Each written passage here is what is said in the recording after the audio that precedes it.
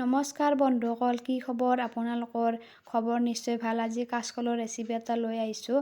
আশা কৰোঁ ভিডিঅ'টো চাই ভাল পাব। কাচকল কেনেকৈ বনাওঁ তাকে অকণমান দেখুৱাইছোঁ। কাচকল নিমখ হালধি সানি লৈ অকণমান ফ্ৰাই কৰি লৈছোঁ। ইয়াতে অকণমান লৰাই দিছোঁ, ভালদৰে অকণমান ফ্ৰাই হ'ব দিছোঁ, যাতে কাচকলটো বনালে ভাঙি নাযায়। এনেকৈ খাই চাবচোন, বহুত খাব ভাল লাগে।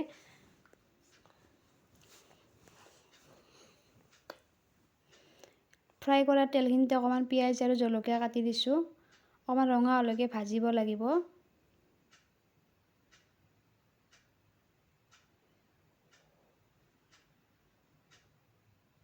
পৰিমাণ অনুসৰি তেল দিব আপোনালোকে। ইয়াতে দি দিছোঁ হালধিৰ গুড়ি, নিমখ,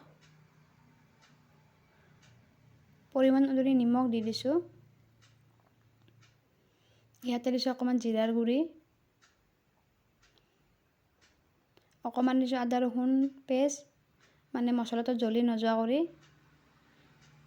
ইয়াতে দিছোঁ অকণমান মিট মছলা, অকণমান ৰেড চিলি পাউডাৰ। আপোনালোকে এনেকৈ বনাই খাই চাবচোন। যিসকলে কাচকল খাই বেয়া পায় এনেকৈ বনাই খাব বহুত সোৱাদ হয়। এতিয়া আমি ভালদৰে লৰাই লৈছোঁ। যেতিয়ালৈকে তেলটো ওপৰত উঠি নাহে, কালাৰ চাওকচোন কিমান ধুনীয়া হৈছে। এনেকৈ বনাই খাই চাবচোন। এতিয়া আমি ফ্ৰাই কৰি ৰখা কলখিনি দি দিছোঁ। এইখিনি ভালদৰে লৰাই ল'ব লাগিব। যিহেতু গেছটো অকণমান কম ডিম কৰি থৈ দিলে হ'ল।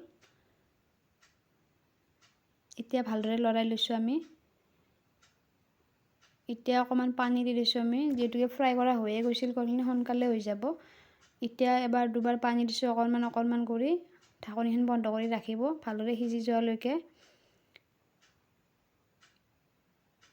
এতিয়া ফাইনেলি আমাৰ তৰকাৰী হৈয়ে গ'ল। চাওকচোন কিমান ধুনীয়া হৈছে। দেখিব যিমান ধুনীয়া হৈছে, খাই ইমান ভাল লাগে। দেখিছেনে বন্ধুসকল? বা